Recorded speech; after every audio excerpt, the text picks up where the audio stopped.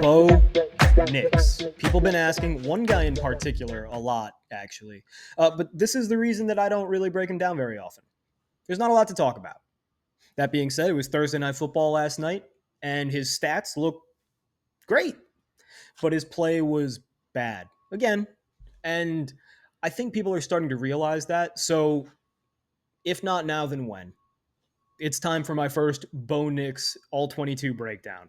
It's going to be a little different, though, because Bo Nix threw 28 routine passes, and like I said, the film gets very monotonous. So I'm going to cut through the fat for you guys.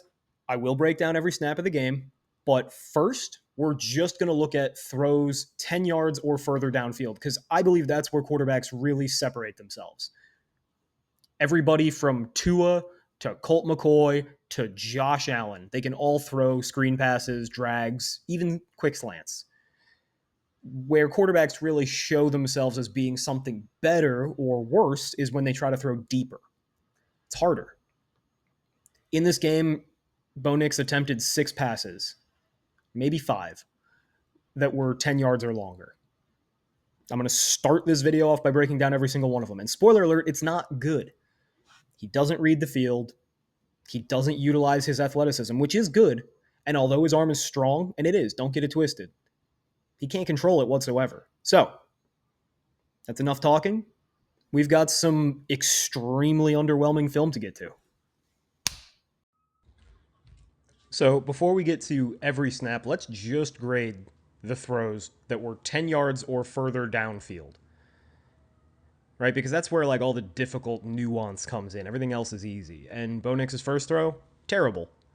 So you'll see the receiver kind of stumbles at the top of his drop, and that brings him back like a quarter of a yard further downfield than he's supposed to be. The ball's still way too low. This should be at head level. This is a terrible throw.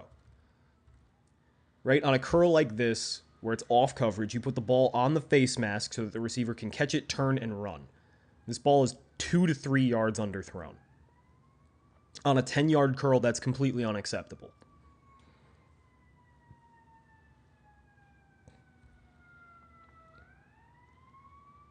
Here, a little rollout. This is Bo Nix's probably best throw of the entire day. Little rollout, high-low read, really simple. Nix rolls out. Running back rolls out. Courtland Sutton runs a deep over. And basically all he's got to do is say, well, this defender has to pick between me and this running back. And then these defenders are going to have to pick between this running back and me and Courtland Sutton.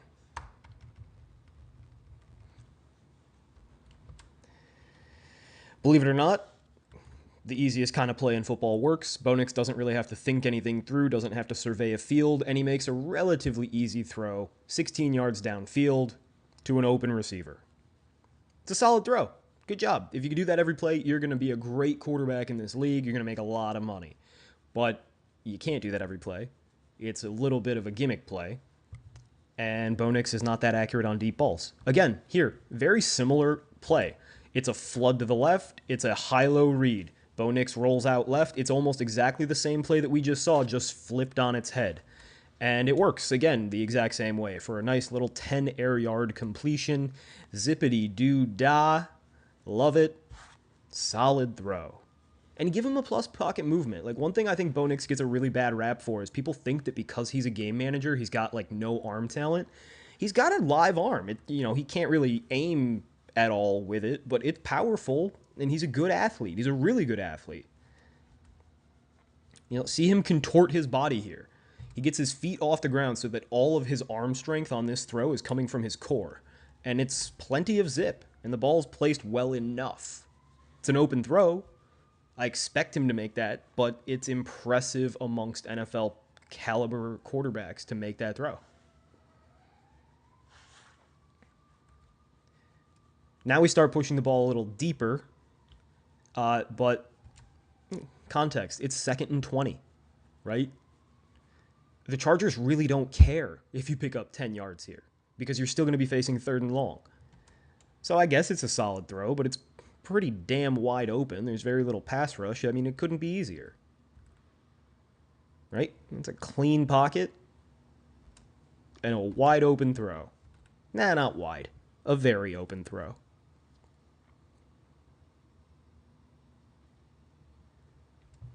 That one's solid on the cusp of routine. This one, all right, grading this live, I thought this was a throwaway, right? Because if you look at it, his intended target is this slot corner, and he throws the ball out the back of the end zone.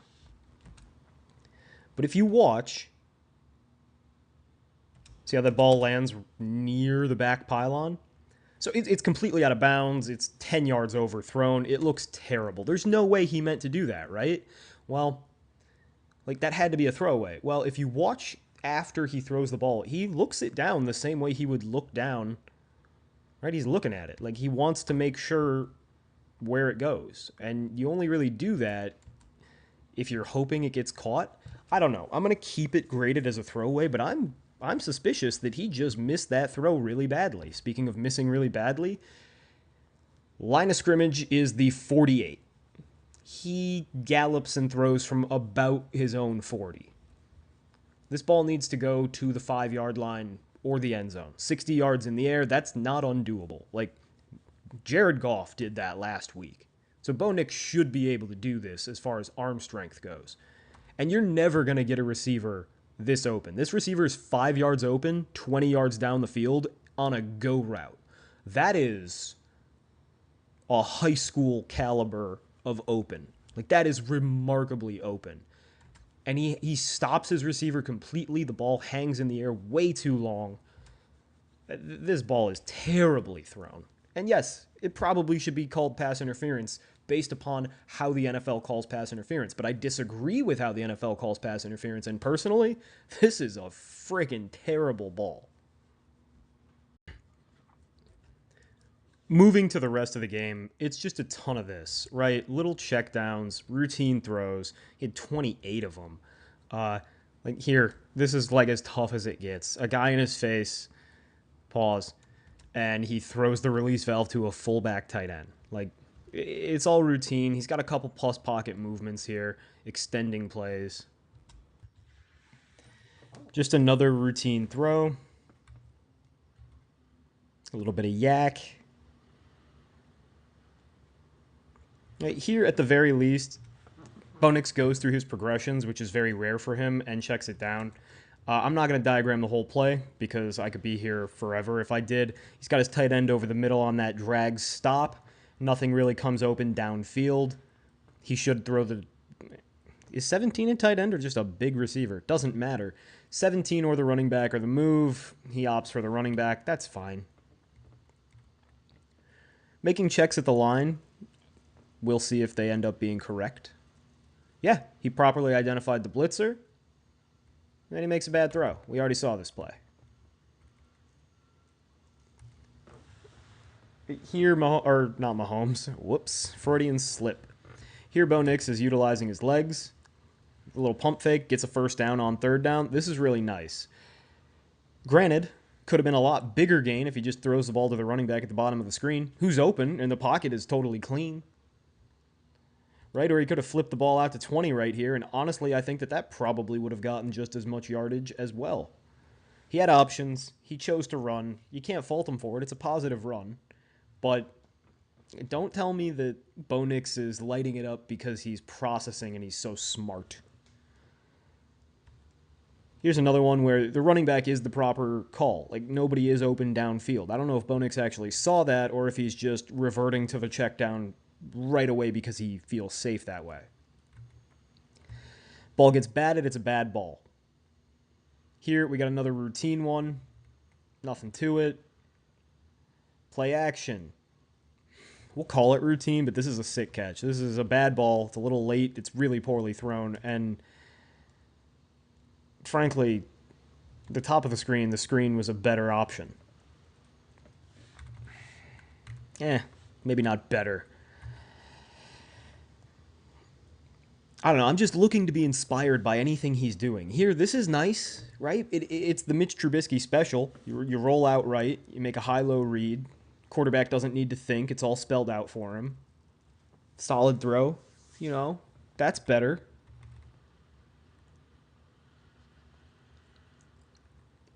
That's a good throw. It's a good play. Play action. There you go. Could that be easier? Is there a quarterback in the NFL you don't think makes this throw? Of course not. It's routine. Fuck your touchdown passes. Fuck your yardage. Look at what they actually do. Is that a real great throw? 5 yards. Bad throw. Batted at the line. Batted balls are on the quarterback in almost every case, unless it's like just a throwaway. But batted balls from a clean pocket, always on the quarterback. Here, big crow hop. Oh, are we going to get a fun play? Is he going to hit this wide open receiver at the top of the screen? No. And it moves the sticks, and it's effective, and there's nothing necessarily wrong with that, but it's also not impressive. Mac Jones could run this offense, right? Here's like 50 yards. 50 yards. There's the play. 5 yards behind the line of scrimmage. Bo Nix is done here. Bo Nix has not done anything, and yet he picks up an extra, 60 yards for his box score because Marvin Mims is fast?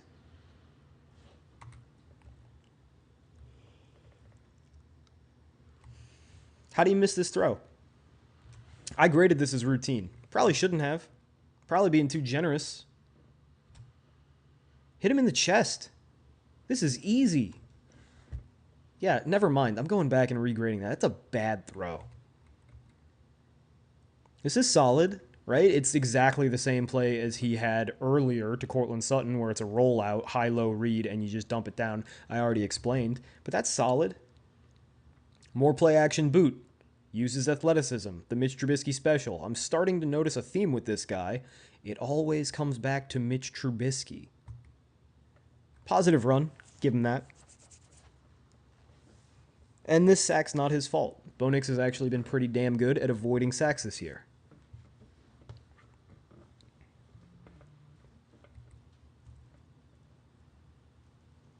Right? I mean, this is a nice 10-yard throw on 2nd and 20. We've been over it. It's not impressive. Bad ball. Why are you throwing a slant to a guy who's being jammed this heavily? What are you doing? I'll tell you exactly what he's doing. He's not thinking. Right? The play calls for that slant, so he throws the slant. He doesn't think, he doesn't look, he doesn't see that 33 is all up in 17's arms. I believe 17 is Vele. 33, still not sure. Yeah, it's a bad ball. It's a thoughtless ball. It's a reckless ball. Meanwhile, the crosser over the middle is the move. Right? 84 is going to be open. You just have to give it some time. Boom, hit 84. It's almost exactly the same time he throws to 17. I hate screenshots. They don't tell the whole story, but in this case, the story is simple. Bo Nix didn't think.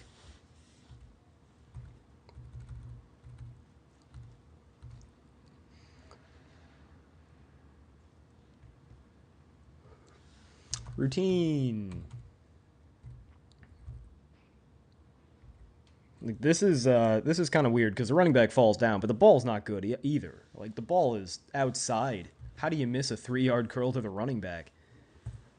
Right? A lot of stop motion. So they run up route, stop, turn for the ball. That's when the ball comes out. It's all extremely well defined. Here, instead of throwing the corner to 14 at the top of the screen who's open, you're just going to hit the fucking check down. Like, the reason I don't make Bo Nix videos, despite people asking for them, is because he's not doing anything. Like, there's nothing to break down. The first 5 minutes of this video are all you need to see. He had 5 throws down the field. He wasn't good on them. The rest is all screens and checkdowns. Screens and checkdowns. Right? We went over this one. I'm not sure if it's a throwaway or just a really abysmal deep ball. We're going to grade it as a throwaway because we just can't imagine that an NFL quarterback's that inaccurate deep, but his body language after the throw tells me that he was expecting it to get caught, or at least be close. More screens. You see how it's the same play over and over and over again? I don't need to see this. Right? And this is when they're like trailing. They're trying to come back here. This is them like trying to put the big play offense on the table. Here's a nice pocket movement, but it's a bad throw.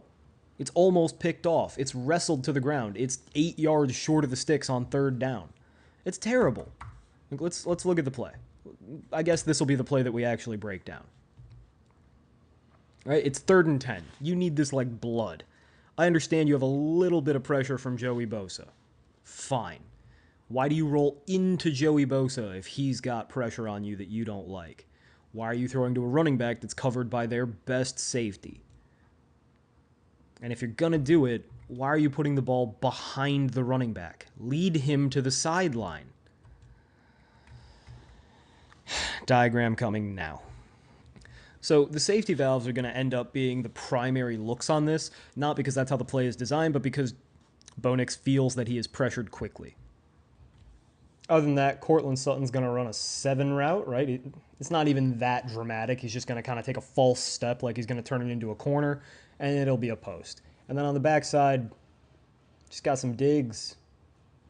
And the digs are really who you want to go to because there's 3 safeties up there, and you don't know how that's going to play out, right? It's going to end up being a version of cover 3 with a blitz off the edge, right? And they kind of telegraph the fact that they're going to blitz here. Everybody's walked up. Bo Nix should know from the get-go. It's probably going to be middle field closed. I shouldn't be looking at Courtland Sutton. The digs are going to be tricky. It's going to be a longer developing play. This is when you call a max protect, right? You keep your running back in to help block. Or you audible and, you tell your tight end instead of releasing into that flat after blocking, just block. One of the two, right? Because you only really need one dump off and you need time on 3rd and 10. Now, your best bet is going to be to wait until that first in drags this defender inside a little bit. And when it does, you throw the ball right behind his ass to the backside dig. You'll notice, however, that before this play even develops and before there's any reason to fucking panic, Bo Nix is already leaving the pocket. Rather than standing in, understanding, if you stay in the pocket, you can throw to your left. If you roll right, the left is dead. By rolling to the right, Bo Nix is limiting his options. These are the only 2 routes that are now available. Maybe this dig becomes available a little bit later in the play, but for now, Derwin James, right here, knows, there's only one guy who can hurt me. Rather than sticking in this circle, playing the zone that I was told to, I can trigger on this running back because I know where the ball's going. It's going to either the running back or the quarterback's going to run, and we have a blitzer on the quarterback, so probably the running back. Bo Nix panicking in the pocket and managing the pocket poorly creates the near interception. It limits his options, and it makes the job of the defense really, really easy.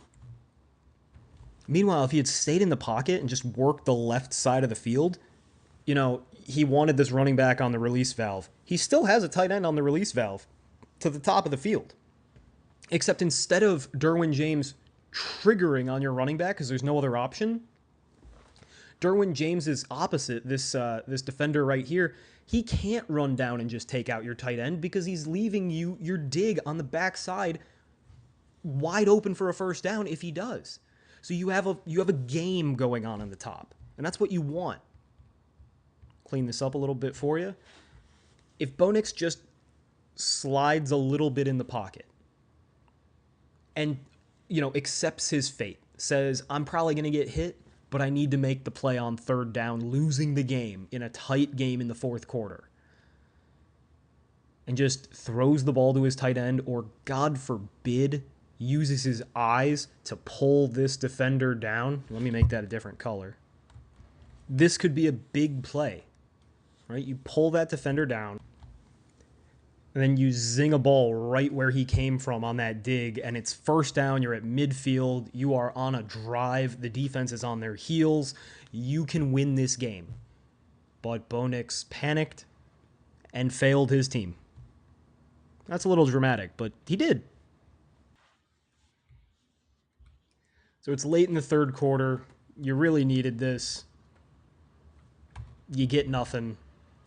Next time you get the ball, it's the fourth quarter. You're losing. It's crunch time. And they come out trying to throw another screen, and this time Bo Nix throws it into the ass of a defender. Hey, buddy, that's not the right move. So this is why I don't want to grade Bo Nix. Like, it's all the same thing. It's just check down after check down after check down. Even when he makes a nice little pocket move here, right? He steps up and through, and instead of throwing to the tight end who's wide open in the middle of the field, right? Just checks it down. There's a linebacker in the way, and you've got to manipulate him, or you've got to use touch to layer the ball over him. Like, it's going to be difficult. But you have to do difficult things in the NFL to be a good quarterback, to be a quarterback who wins games. All right, we already been over this one. Terrible deep ball. Could have won the game if you just put 5 to 10 more yards on that thing.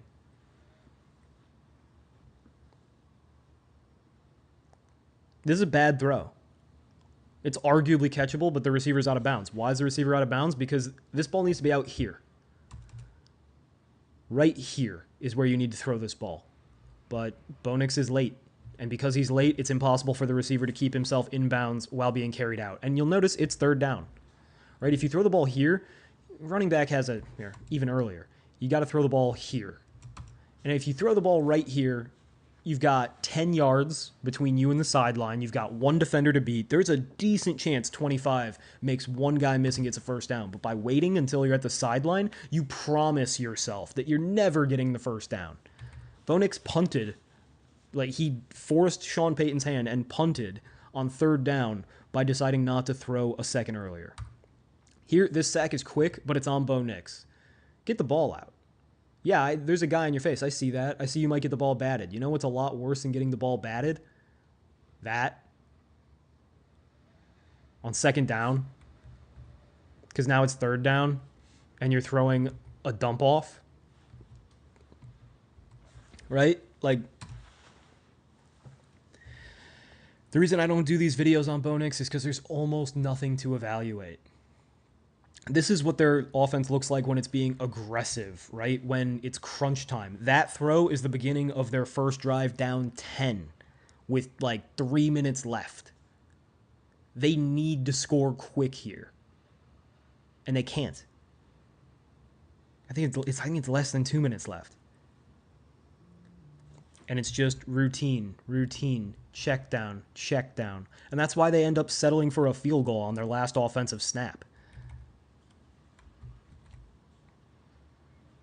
Another check down. Yay. Bo Nix, big stat boy. Check down. Yeah. Hey, you guys think he's going to do something impressive or interesting and throw downfield? Nah, it's a check down. This is their 2-minute offense. The issue with Bo Nix is that this is how all of his games look. And if you think this is impressive, I ask you, what did Bo Nix do that you don't think name your favorite backup quarterback could do? Do you think Russell Wilson could execute this offense? Because it's pretty damn similar to what he's doing in Pittsburgh. The only difference is Russell Wilson occasionally throws deep in Pittsburgh, and he's not terrible at it. Additionally, while you can point at the win-loss record, Bo Nix's actual production, his actual yardage and touchdowns and efficiency metrics, they're all pretty similar to Russell Wilson's last year. And we all agreed that Russell Wilson was terrible last year. So for those of you who think that Bo Nix deserves to be Rookie of the Year, come on. Or even looks like a franchise quarterback, I ask why? What is he doing? And don't tell me he's anticipating and seeing the field, because I know that these are the buzzwords that casual fans love to throw out there when a quarterback doesn't do anything special, but his stats are nice. Joe Burrow, Tua. But as I showed you, he's not reading the field at all. He's thrown to his first read almost every time. He's not anticipating at all. It's almost all really short little dump offs. So what am I supposed to get excited about? 20 some odd routine throws? To the extent that the Broncos function on offense, and they do to some extent, big ups my man Sean Payton. I thought he was going to be totally exposed as a fraud this year. He's done better than I thought he would. Sean Payton has this quality to him where it's very similar to Jim Harbaugh, actually. It's very similar to Jeff Fisher. He's going to take a bad team, and he's going to win more games than you think. And he's going to take a good team, he's going to win fewer games than you think. And at the end of the day, it's always going to measure out to about 500. 8-8, 8-9 these days, 9-8 even, but never 12. Maybe not even 11. What do you guys think? Am I being too critical of Bo Nix? And somebody accused me of bias yesterday because one of those throws might have been great. Which one? Point. Hit me with timestamps and let me know what you guys think. Do you like this format where I show you the plays I think matter and then I show you the rest of them? Let me know in the comments. But I don't think I'm going to be doing another Bo Nix video anytime soon because it's just boring football. All right. Until next time, I'm going to keep grinding film. Asta.